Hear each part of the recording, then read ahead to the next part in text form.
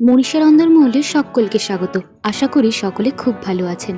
আজকে মুচমুচে chicken পকোড়ার recipe নিয়ে এলাম। দেখুন তো এটা আপনাদের ভালো লাগে কিনা। সন্ধেবেলা চায়ের সাথে বেশ জমে যাবে কিন্তু, তবে দুধ চা নয় কিন্তু, লিকার চা।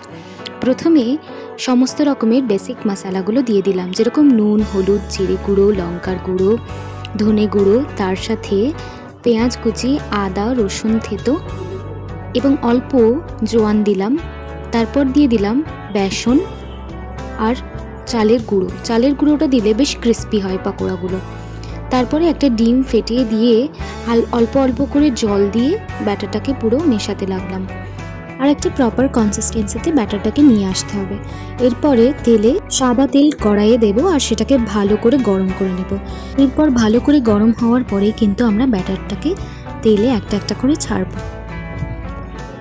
আর এই সময় মাথায় রাখতে হবে যাতে ফ্লেমটা বেশ লো থাকে। ফ্লেম লো থাকলে কি হবে, স্লো কুকিং প্রসেসটা হবে, মানে ভেতর থেকে চিকেনটা ভালো করে সেদ্ধ হবে আর ওপরটাও কিন্তু ক্রিস্পি হবে। এইভাবে এপিঠ ওপিঠ লাল লাল করে ভেজে নেব আর তুলে নেব। আমাদের এখানে আমরা 3টে ব্যাচে টোটাল পকোড়া ভাজাটা শেষ করতে পেরেছিলাম। এইভাবেই গরম গরম চিকেন পকোড়া কিন্তু রেডি। এরপরে আপনারা সস মেয়োনেজ দিয়ে সার্ভ করে নেবেন। সকলে ভালো থাকবেন।